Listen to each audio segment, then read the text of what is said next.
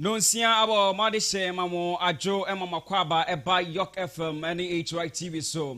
Omani musema yensa akano de muni nyina ani aboa no se nonsia kase ba ereba besumo ende day. Na meka wo say ye twa ye ho ewe ye Facebook HYTV Ghana afi so YouTube no HYTV Ghana. Yen hwe nsem bi a ebedi kase boemu akotene. Yebewa kopie mu ewo ye mrahye bedwafie na kopie mu ewo mrahye bedwafie dia na kyese okasamafo ana otitine nia oda ye mrahye bedwafie honom ano onimunyamfo Kingsport Gbagbe na nebu efu pa esanse ohwe ne oma ekoso ewo ye parliament no osusu se sisi anom mrahye bedwafo edi agora enya asem keto na wakan de akere won se ehonom a waya woba no aya na enya agorodi intina woba ho nti wonbom de ase obehwe won hu yie emu nsem nyina no ye de beba besom ewo ye kasebo mu afei so ne kasemu anso wason to be e de ama ye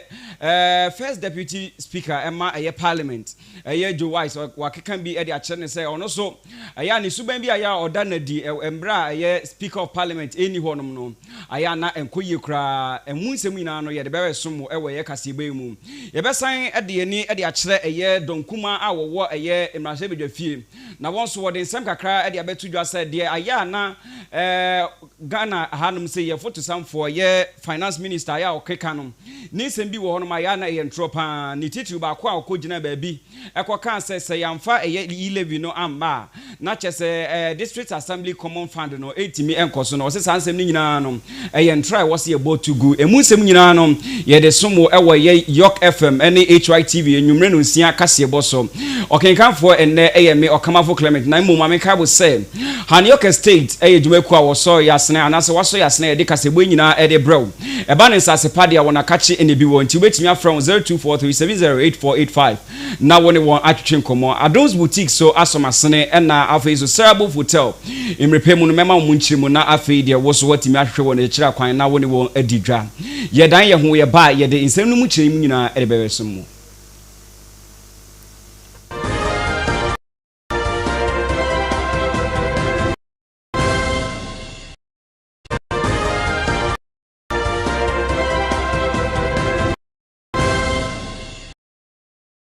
Abusiane yesama wakwa baba HYTV so na YORKE FM enimre no sia kase bo na adruso agede esomo yenhye nsem na se ebekwa kopie mu ewenye mrahye bedwafie na mrahye bedwafie no wunim se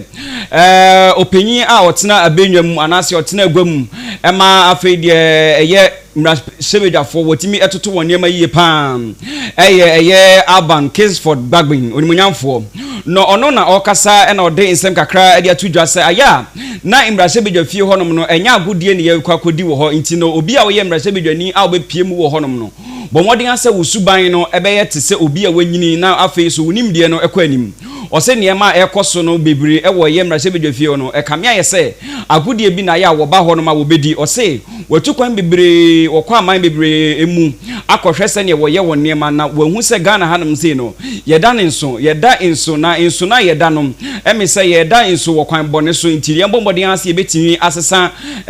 yensuban ewo ye parliament wo se na oka ede kire eye mrahye bedwafo. What is happening in this parliament is completely unacceptable. And I'm not sure you have appreciation of the temperature of the country.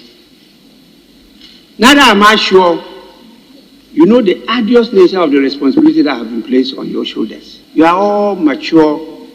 adults. What I'm talking about is still happening. The Marshal Department, get ready. I'll be compelled to get a marshal to get people arrested and sent out. You are saying, hey, Parliament is not a place for joking. It's a place for business, serious national business. The Parliament we are in has never been in Ghana, even Gold Coast. This is a different type of Parliament. We might be prepared to change, to accept the decision of the people and work together. You make me sick. Onipa etini ken Alban Kingsport Gbagbe speaker of parliament and osan edit nsem bi etwa so a ona o ka se obomodin access obi a wentimi under suban pa andi a obema oyene bi asi ewo ye mra hye bedwafie no obebo modern ama masha abefa no na afi de wakọ na wode no akotuma na se wode na akogina insaniani wonsemfofro mu ewo ye parliament ho no ma no owura ye gbagben esan de insem kakra editudwa ende no utimu se na ne bu afu pam isanse neoma bi a na ekoso ewo mra hye bedwafie no na ense emfata kra osi eduda bi ewo no abetimi atina adwam ama yaka asem ahye mra ama wono ankasa de nsa ahyase ama ya ye bibia awie obeda ne ho oni honom no ubo se eye first deputy speaker eye Joe Wise wabetena agwam na afi de okaye no ono abo atu agu no de ope ade abehim osesa ne ma ye ya eno kire se ye se ye mre ene yadaje nyina a ye wo ewo ye mra hye bedwa fie honom afi so ye neoma kakra ye friend resources ni bebre wo honom ye se no osesa anyema ni nyina no eye unconstitutional na kire se ene emra no enko emra bi ani honom a kire se eye speaker of parliament ebetena adwam eje asem bi tuma wo se ye first deputy speaker ebetena ho ebotugu osesa anyema ni nyina no ose eye unconstitutional na kire se ne emra no entali anase ene mra no endi asie anase enkoyie kra nti won bombodin ase obetimi ahwe won ho so yie. Another issue that requires addressing is the decision of the first deputy speaker to upend my admission of the motion and rule that the motion should not have been admitted in the first place. Honorable members, it is interesting to note that this is the second time the first deputy speaker has taken the chair and has made a ruling which in fact was to overrule a position I had earlier on established before the House. In fact, the first deputy speaker was in my office. And what I'm telling you today, I told him before he left to the airport. The first deputy speaker has contended, and rightfully so, on several occasions,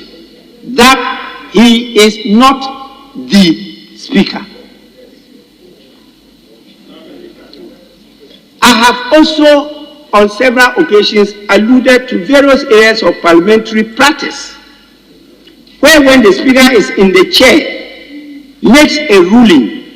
another presiding officer may not overturn that ruling. My former statement on the matters arising from the budget and captured in paragraph 46 read as follows, and I quote, Honorable members, although outstanding orders are silent on this, many standing orders and rules from several sister parliaments provide persuasive rules which suggest that when deputy speakers or acting speakers are in the chair, whatever happens in the House is that officer's responsibility. And the speaker cannot be called upon to overrule it. Similarly, the reverse is also the case, that when a speaker is in the chair, whatever happens in the House is the speaker's responsibility. And the deputy speaker or acting speaker cannot be called upon to overrule it, unquote. That was what I read to the House that day. The penchant of the first deputy speaker to overrule my rulings is, to say the least, unconstitutional, illegal, and offensive. Awusia ye fi sansem yisu de na ye de yeni ekre ye minority leader na kache na ene de no one insentrefo adi nkomo an o kire se nsem bi a otete no e wo se Ghana fo ye hwe ye hu ye pa na ye bo nsem bi eso etugu o se nsem a ekoso ebi ene se ye finance minister onenam ene okeka se sisi ano district assembly common fund de bia no wode sika kakra ekoto fotuo num se ne assembly no be de bebo ne ho bra no wate se finance minister ekeka se fund yi entimi enkoso biom anase yentimi fa sika ento fund yi mu biom se yanje e-levy no antum a eno ka se sansem no nyina no entro isan se embra bia ni wa ekire se e-levy ene bema yentimi edi sika edi akoto district assembly common fund mu nti wonbo modern ase anase omanfo nyina embo modern ase wo behwe won ho eyiye pa ewo sansem ne ho na sansem no enye no krenti no yete efri finance minister nchen dia yembo ntugu na sansem ni nyina entro. He is reported to have said in the Upper West region that pay e-levy for me to be able to pay the District Assembly Common Fund. Ghanaians should dismiss him with utmost contempt as an insincere minister who is not upholding the values of the provisions of Article 252 of the 1992 Constitution, which requires that 5% of total revenue is dedicated to the District Assembly Common Fund. He is in arrears from 2018 to 2019 to 2020 to 2021. He is in arrears of over 2,133,000,000 Ghana cedis. Yet, he has been collecting revenue, and just a dedicated 5% of that revenue, as is required of him by the 1992 Constitution, he has not made it available. That is why many regional coordinating councils, district assemblies have become dysfunctional, because they do not have the basic resources to run effectively. So he should stop misleading the Ghanaian public using District Assembly Common Fund as justification to impose e-levy. Awusia onipa yetini kan Haruna Idrusu ni monyamfo ono minority leader ewo parliament na ensemfufuro mu so osan so ensem kakra atudwa o kire se kamya yese omafo bi ene na ma woka sisi ano NDC for one manifesto 2020 manifesto no na e-levy no ehemu na chesanka wode ba na sisi ano MPP for de aba na wonenam ho na wokase enye nti no chese NDC for ye nyatwomfo osesa asem nyina ye tete efi omanfo ni bi ho ni titu pa ne MPP for ho no osesa asem nyina atrosem na ono ene na manyokuo no NDC no omanfa nhye wo manifesto ni mu da se wo ba wode e-levy bia ebeba nti no e-levy no eni 2020 manifesto nim onimonyamfo Haruna Idrusu and this ansem we editudwa. They have also made very strenuous and ferocious effort to say that e-levy is mentioned in the NDC manifesto. I say authoritatively, electronic transfer or electronic transaction levy of 1.75% only got introduced in Ghana the first time by Ken Ofori-Atta, nothing more. If you have any page where you see electronic transactions or electronic transfer levy of 1.75% of the NDC, share it with me. And he is not the only person globally. So he has a record. Nowhere in the world have you had any introduction of this levy even at 1.75%. When he says our neighbors, Kenya is not our neighbor, Uganda is not our neighbor, but all of them are within the limit of 0. Jina sansemi so na afi ya home kase bono eso yakoba yede nsem aka ni nyina edebe so mu.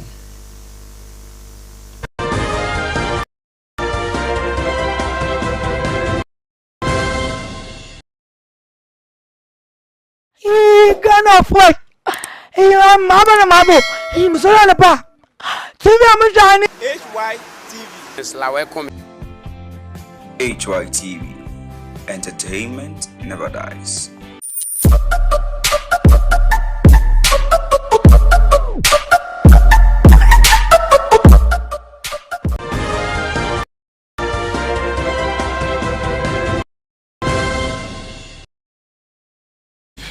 Abusia yesama wakwaba eba YORKE FM afei so HYTV so Omani Musaman Yeguswa Yede Esum se enyumre nsia kase ball. Mameka wo se eye YORKE state eye dwumeku a waso yasna yede kase bodi nyina ede somwo. Eba ne nsase dia wona kachi ena wenye bi nsase no ahodo nyina sizes nyina obetimi enya bi wo honom. Oton wo dan anase ope edan ato ope dan han obetimi akowo nchen na afi wodi wona kodi nkomo 0243708485 0243708485 na woni won atwetwe nkomo Adons boutique so eba no afade ahodo nyina obetimi enya bi wo honom. Nti bomodi ase wetimi akọ watches ne wo shoes ahodo nyina obetimi enya bi wo honom 0243708485 na wodi won atwetwe nkomo afi so mamenka wo Serabo Hotel asomasne eba no hospitality dia obetimi enya bi wo honom a chese eye very best pan nti no obetimi akọ honom na afi so wakoje wani e wo honom sei 0242222292 na afi dia woni wan na twetwe nkomo kase bo na wie no mema mu nchemu a echen dia mede ema wosisi ayi yento akase bo no eso na afi dia yeni ekire eye Deputy Majority Leader eye Alex Fenyo Makin ono so ekasaye na abra woni eye nsentrofo ehie mu no e na o kan sem bi se sisi ano COVID-19 a chese aba obia edi nsa eguniti a wosu a COVID-19 ebedwa meye Ghana eya chese Ghana hanum sei no obi edi hu abobo a yehu de yenye no eduru ba bi e ma sisi a COVID-19 no ase ba fom kakra na ejai Ghana ha sei no e na ye hwe no na chere se sika ye spend ye no ya doso pam na wode insembi ebetu dwa na chere se wo chere se sika ye di ye ewo COVID-19 bremu no ya kamia ye sika no edoso pam majority anase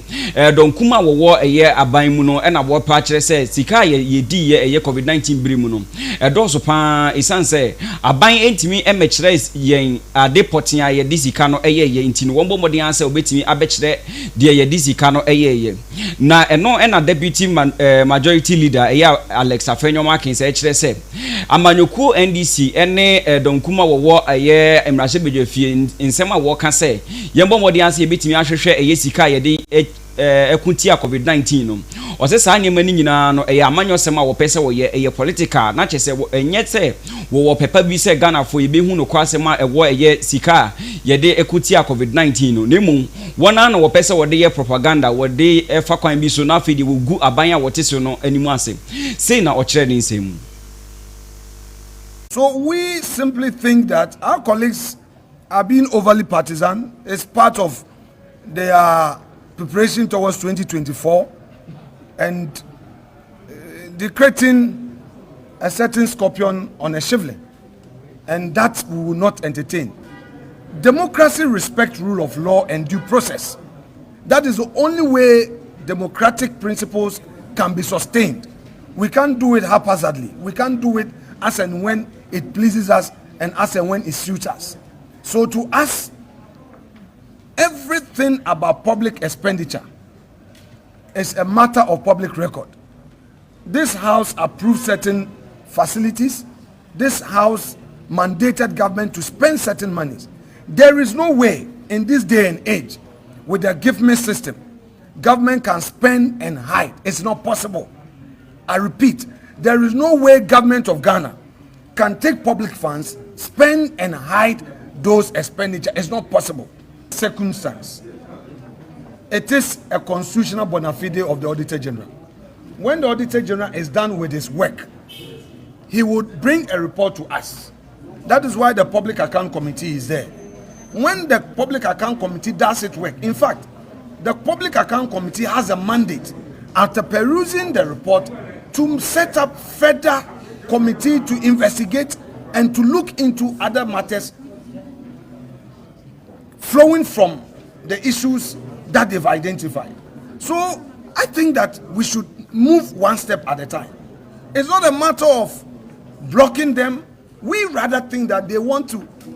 usurp the powers of the Auditor General. We think that they want to, as it were, bamboozle their way and then create a certain impression that, oh, there is some questionable expenditure, which we think is unfair. Abusia ye fi sansemi so de ane yesan akọ eye ilevi no eso na ekamia yese ilevi eba ye free afia yetwemu a ebesi eye afi mu no na chese yentimi epasi ilevi ma eho asem akọ ye deja chese obi a sorry a ilevi ana na dana no na chese Ghana ha sei no utimu se anopa bia no betime nya be se nipa be se opepe be se mienu anase miensa chese be se 2 million anase 3 million people a omokasa efa ye ilevi no ehun na ekamia yesa aban no eye abeda ne ade bia eda won konso wo hu se ne wo beka ama omanfo nyina ate ase ansa na watimi ede ilevi no anase eto ayetesa no atimi ede aba na ehun asem no na eye Honorable Muntala Muhammad ode oka ehu asem ewo ye join news so abra okotena ase no e na o kire se die nti a aban entimi empase ye ilevi no anase mrahebedwafo wontimi empase ye ne se eye amanyoku a wote so no Nyankopon ka asem bi a wona nkasa no wontimi enti ase na wona na waye wadwen se wo betimi abubu wo beden wo bebubu inua egu wona sum esanse Nyankopon ena makwanya se bebre so ena okasa ede kire eye amanyoku MPP se won bomodin asa eye ilevi no won pass esanse eye kotobekumwa na ebeto eye Ghana fo yekomu a ye nyina yekumbebu nti no Nyankopon ena mbibi so ena okasa ede akire won okasa no ena okirechire ni nsemu se eye adwo asafo eye onimonyamfo na chese MP a ono ankasa ewo eye Mrasebedwa fia ono a wafi honum ese okọ abrochiri na nsen ya ye ni mi se adwo asafo wafi ye Mrasebedwa fia wonenam na osesa nsem ni nyina eye asem a Nyankopon enam eye adwo asafo fia wafi eye Mrasebedwa fia honum no onam so ede kasa ede ache MPP for se won bomodin ase wo nye den won passe eye ilevi no esanse sisi an wo hwehwe Mrasebedwa fia na chese wonya dom dodo na wo betimi ede apase ilevi no nti ni nyina no Nyankopon asem a okasa ede akire eye amanyoko MPP se won bomodin anse obehwe yie na wa passe eye ilevi no. See, even if Adjusafo were in Ghana,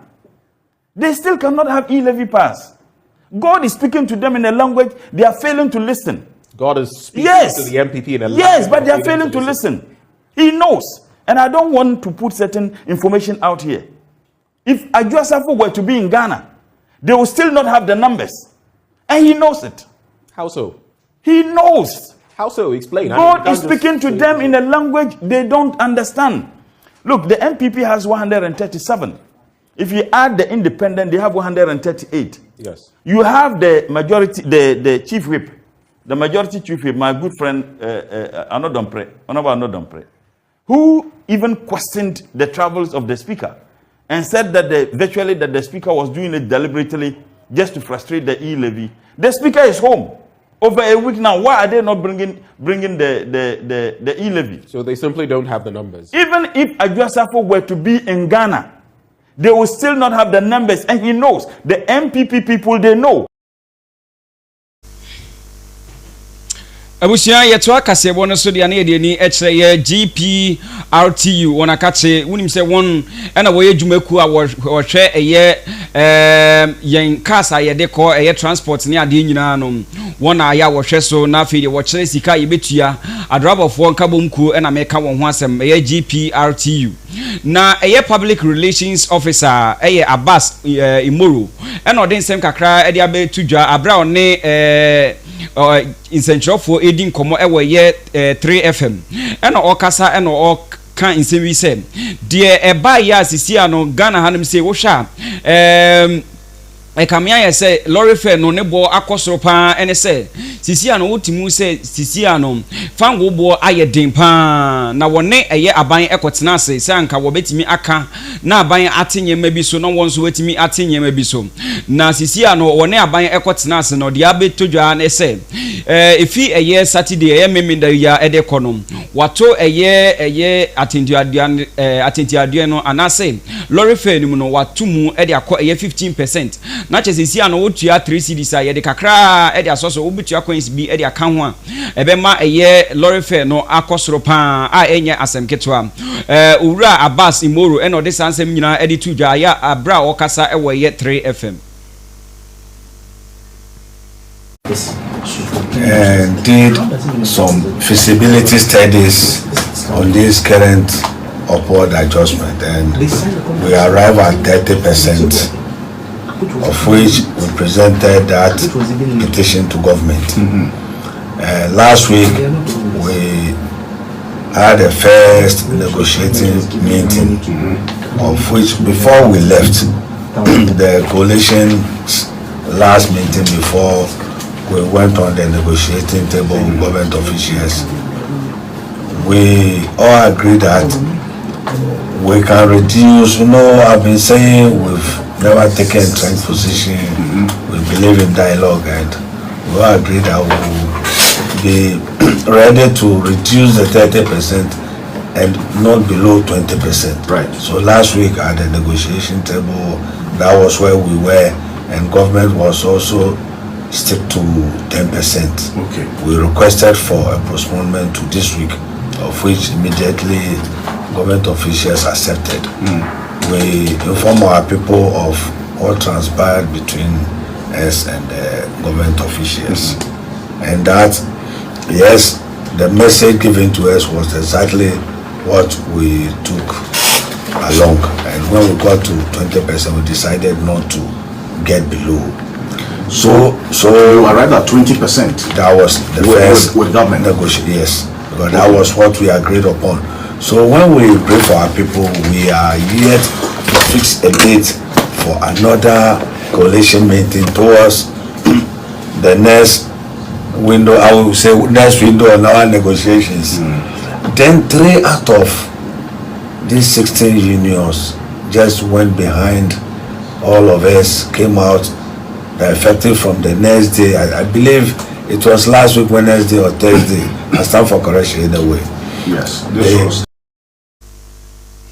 A teacher for Kabumku, what wounding say a ye utagano. Yenina yenim say Afia Shasia ABC a ye nedino. Not just a one call a year classroom and coachra dear ever yes ya pon ahudunum. What you tia e de atre aban say aban and bomodian say wonsika kakra bi I wo won wo metua. Intiama or man for anase suku for bebre na yenina yenim say wakotena fia che say wo bomodian say a teacher for a one adwin say wo beba won so wo betimi abasuku mu abesua de ebinum de woni baby akonti suku nu mu na wote na sisia no eye utak for de abetudwa se eye etuatea wotuye no sisia no wode abawiye a wo bomodin ase sisia no wo betimi akọ eye suku mu eye dwada edi enim ya na eba ne sen na wosimi esesan wo na adwen efri de na wo ye ehum wo sisia no wone aban atenase na enye se wone aban ankasampu e na atenase na emu impinfo bi e na wafre won e na wone won adi inkomo impinfo ni ebi ene eye JA kufo ene afeso impinfo ahudu bebri ena wone won atenase a wone adi inkomo afa de won se sisia no wan bomoden amba eye classroom amba kira de a na chese eye sukufo ena won ho ebekọ chese ahokire mu anya asem ketwa akra nti wonam won panyinfo ede nsem ekakra ede atodwa abra wone eye nsenchirofo edi nkomo ena wakire se sisi ano watie eye omanfo won sufre nti no wobekọ class na wafidi wakọkire ade sanhye mu nyina mu no na da bia no akoye achew pase aban se anase ye employer no wose wa ye ready say oni ebe negotiation nti omosren yemfa ye strike no ento form na yemra na yemeka yesikasem no ho asem eno ankoso ho a mpanyifo bi a ewo oman yi mu bibi ti se yene a emampanyin dada je kufuo a sisi a no na ye chancellor ewo UMAT ena se Samjona a ono so ye chancellor ewo University of Cape Coast National Security Minister omo nyina do omo no beto asem se omo sre utag yentwe strike nensen kakra na yemra yene aban internase na yenye negotiation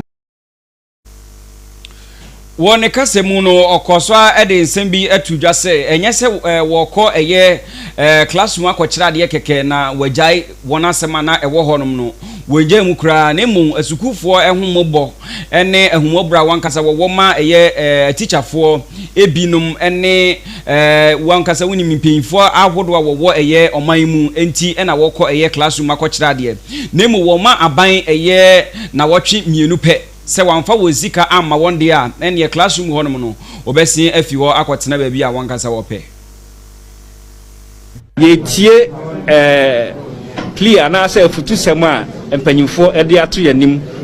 ene titro ye students a sabio enam strike intino omontumi nko classroom enkosua de awofo a omode acheopa abanyina yetie sa acheopa nyina na ya suspend ye strike no e free ene na yakọ negotiation table akọ negotiate for about 2 weeks ekopim March ne da etoso enan no na sa emre ni mu no ye hwe se aban ensema wode atu anim se wa ye ready se ono ye besi pro no wakasa no omo no so no omo beye abusia na ye begyina sansemi so na afede de kasebo ni nyina aba na wieye ye hwe sembi ID kasebo no emu akotene Okopiemu ewo ye emrahye bedwafie dia na kyese otitine nin ana nipa otene adwam ebo modin ase okopiemu wo emrahye bedwafie na kyese bibia ebeko mu totin eye Alban Kingsford Bagwin speaker of parliament or the same kakra edit to dwa o kyere se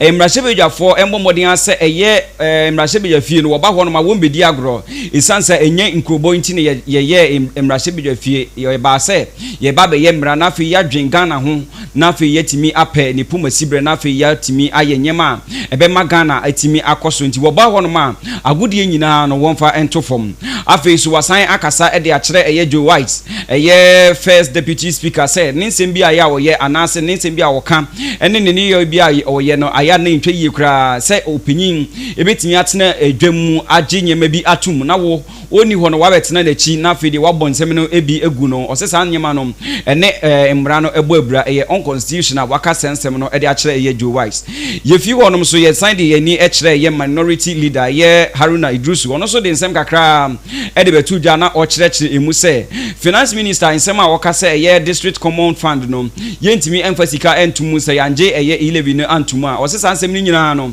ye atro 70 ye mbo sansem ni nyina entungum we nsem bi ai kan ye nim ho ai na editie na edihwe e na me okamafo Clement metena se e de ni nyina e de besom se no sia kasebo ewo ye YORKE FM afa so HYTV so mamenka wo say ye HANYORKE state ene so masna mede kasebo ni nyina e de besom wo Adoms boutique so e dwumaku wo so masna mede kasebo ni e besom wo afa so Sarabo Hotel sa dwumaku nyina wetimi anyone adinsan wo so Sarabo Hotel 0242222292 na afa de one one adinsan wo so e ba no ba bia ye de yeti eto ye hospitality party a wo ye very good at it nti wetimi akọ na wo ne won adi inkomo afi so Adoms boutique so eba no ntade hye ye afade ahodo nyina shoes watches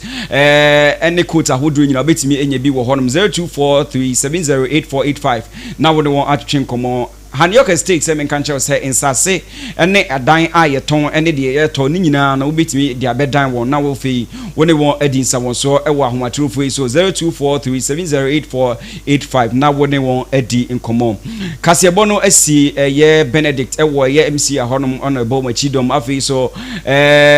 achin president na Natino eso ewo ye room honom on so ema memorial support ye Imano Ankra me manager on so etimi ema memorial support bibia ekoye ene okenkanfo me okamafo Clement kasebo no asi ochinambi ye sign de in kind ebesom